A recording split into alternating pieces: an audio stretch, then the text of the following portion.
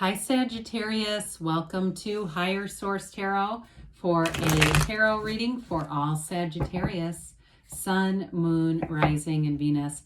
Happy birthday to all of you if this is your sun sign. I think of you every day and send you love and positive energy. And if you're new to the channel, welcome to you. I post new readings every Friday, then again on Monday.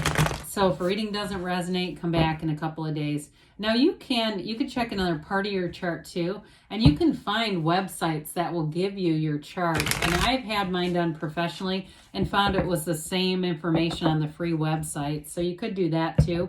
Now Fridays are always a general reading here. Mondays are different every week. One week there's a love reading. Another week I'll do a more detailed Celtic cross style reading. I also do predictive readings for the years ahead or quarters ahead, and those are kind of fun. So if you like tarot and you like the channel, I'd love to invite you to subscribe to Higher Source Tarot. All right, what advice do you have for Sagittarius, Sun, Moon, Rising, and Venus?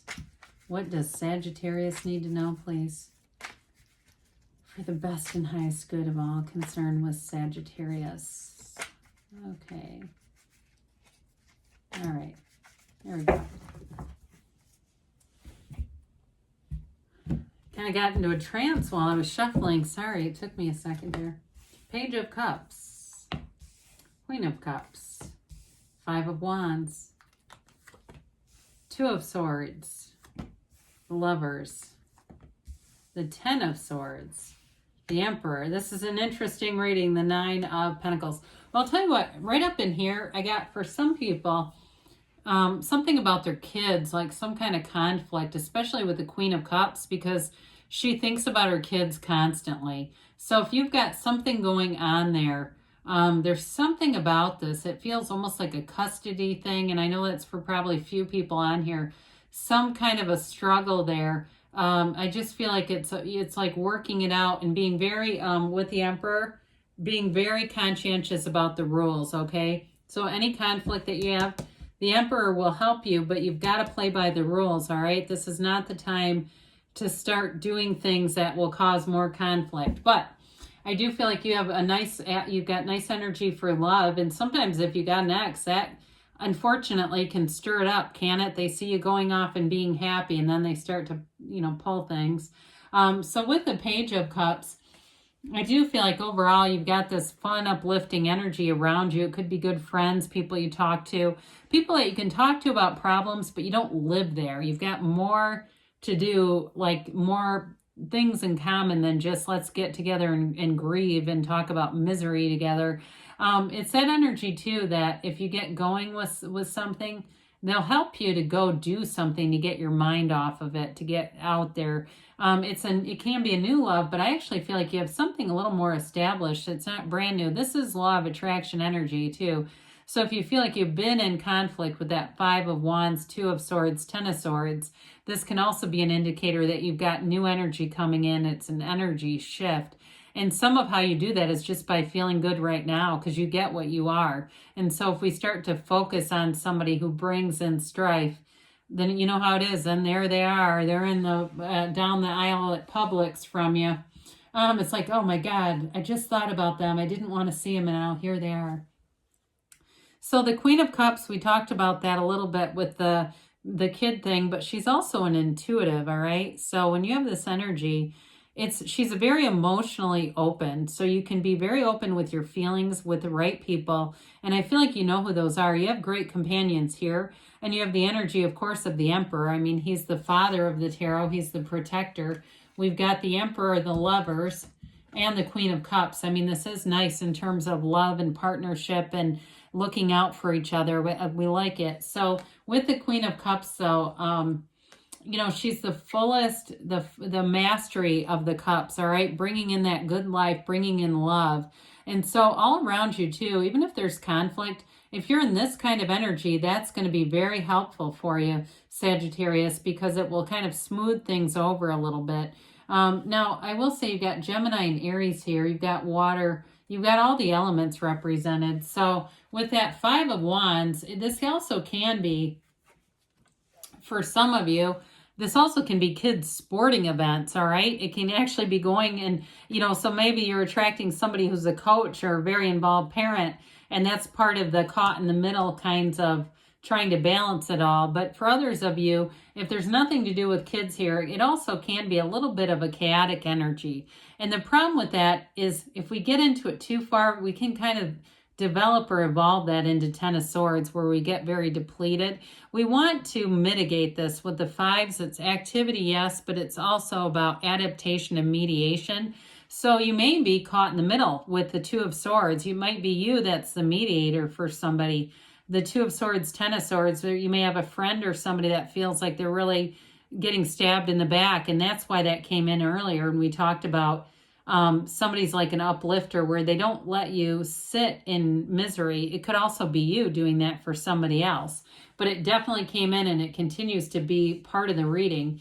So the Two of Swords, especially too if it's your sun sign and they like to have a couple cocktails and cry in their vodka, watch out for that. I mean, you might need your temperance energy to say, let's not go crazy on the drinks when you're upset. And again, I don't mean that for you. I mean, if you're the one that's the mediator, because you may be in this energy a little bit where you feel a bit caught between two people, maybe that you actually care for. They're both friends and they're fighting.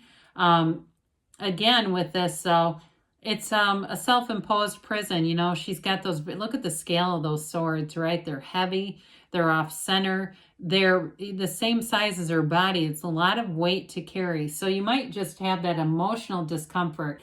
Now, it could be temporary. I don't want to blow this into it's for the next 6 months. I mean, it could be as much as a day or two with this. It says, it lasts as long as we decide to stay there. So with the Two of Swords, there's a bit of fear and a bit of anger here. And some of you too, if it's some kind of a, it's a gathering, maybe it's your sun sign or it's your birthday and it's your sun sign and you're out celebrating and somebody starts screwing it up by arguing about petty stuff. That could be part of it too. But I do feel like with the Lovers, you do have a good companion here, and you do have an energy of overcoming and making decisions. So that's nice too with the Two of Swords. This will allow you to get your information from source. When you're in this energy, that's where you make decisions. So you make good decisions. This is not a negative energy at all. And it has the Sun in the card, and that's not a lot of cards have the Sun. And so it's that standing in the sunlight of the spirit, right? And it's high vibrational energy. So you'll attract high vibrational situations. So like I said before, with the energies that have conflict here, I do feel like they're short-lived. You're more guided towards this, especially too if you have a relationship. You got a great partner here, especially with the Emperor. I mean, it's a wonderful partner who's transparent, they're emotionally available, they're emotionally open, and they want a relationship. It's nothing worse than hearing somebody say, oh, I can't tell them about my feelings or they'd run. Well, then they're not ready for you, but this person's ready. They're ready to receive, and they want to commit to the relationship. They want to invest in the growth of a relationship here. So if it's somebody you're just meeting with the Page of Cups, I do see it evolving, and it seems to evolve in a nice pace. I don't feel like that frenetic kind of Wands pace where it's very passionate and it just takes off. It's like it's in a normal pace where you're going out, you're doing things, but it's not too fast where people are, even giving you feedback like, God, that moved fast. It feels like it's like just developing right on schedule. So with the Ten of Swords here, again, be careful with the going out too. If there's too many drinks, we can wake up in this energy and go, oh dear, what did I do to myself? But others of you too, it may be a situation where you're really the mediator the more we talk about this, and it's somebody like this. Now they might be very overly dramatic, or if there's some social thing that you're going out to and somebody doesn't get invited, I feel like they could quickly turn Ten of Swords on you. I mean, it really is supposed to be dramatic.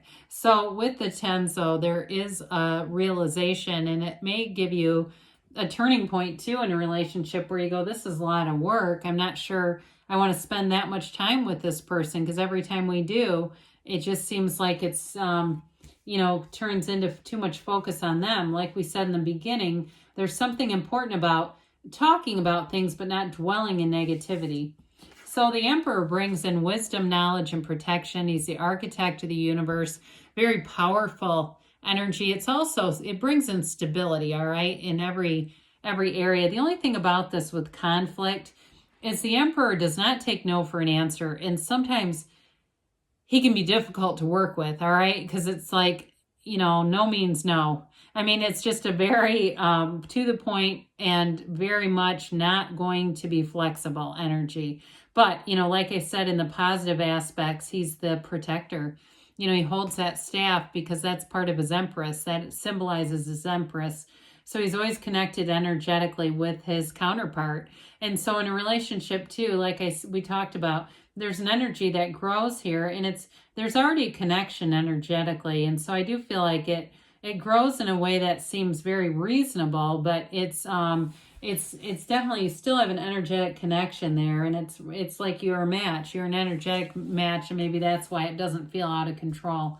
So with the Nine of Pentacles, I mentioned before, you're going to have lots of aspects, lots of opportunities for social things, but this is also luxury. So you may find you get gifts or things that they seem high quality. You feel rich in this energy. And some of you too could be with work, manifesting opportunities with the Page of Cups and this kind of energy. I more get for you in this reading the love and then the social kinds of things more so than work. But with this, it may be too an energy just telling you work is good. It's insulated. It's growing. It's stable. And there's nothing to worry there with that Nine of Pentacles. So let's see here what the angels have to say for you. Sagittarius.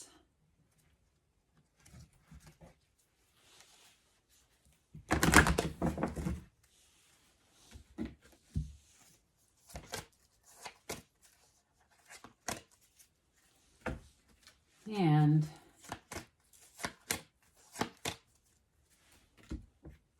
you've got ask your angels, ask and they will tell you. Ask and it is given. If you believe, ask, believe, receive, right? Abundance, okay? So there's definitely abundance in the Nine of Pentacles too that we didn't really delve into. They say you're ready. So things are moving forward and you got a yes. So good things are on the way for you, Sagittarius. I love you and I'll be back again soon.